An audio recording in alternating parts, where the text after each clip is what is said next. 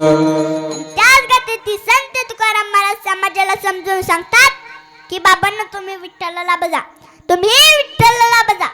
आता या ठिकाणी प्रश्न निर्माण होतो की विठ्ठलाला का भजा, विठ्ठलाला का भजा.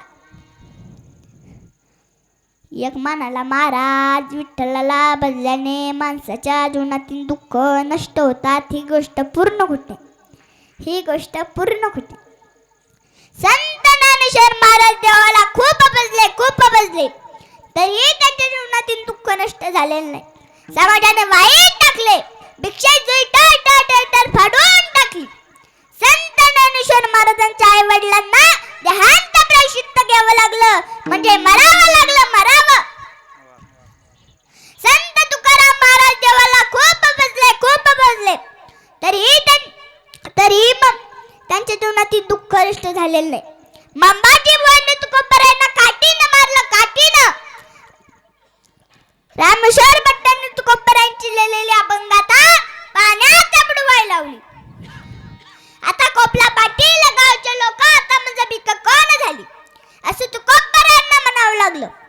पांडव देवाला खूप भजले, खूप भजले, तरीही पांडवांना 12 वर्षाचा वनवास, 1 वर्षाचा अज्ञातवास भोगावा लागला.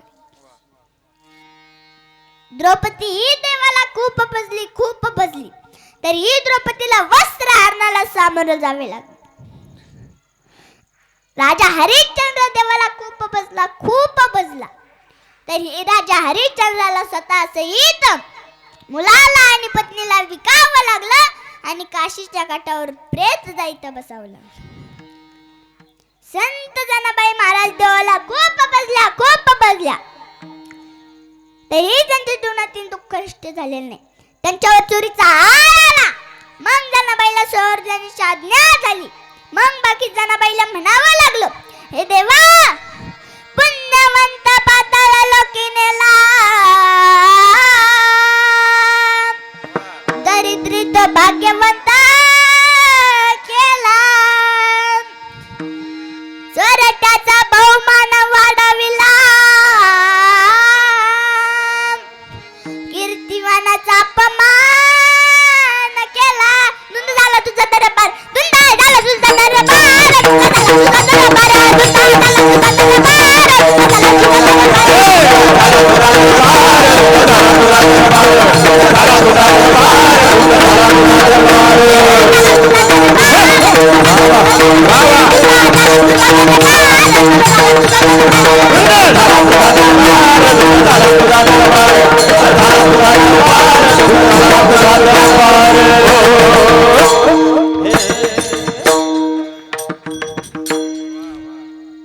सत्ववानाचा भाऊ केला छळ,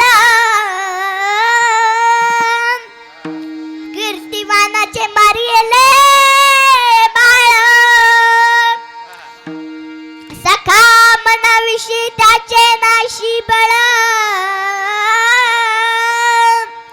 जनी मन जाण तुझे सर्व केलं. दुःख झाला तुझा दरबार, दुःख झाला तुझा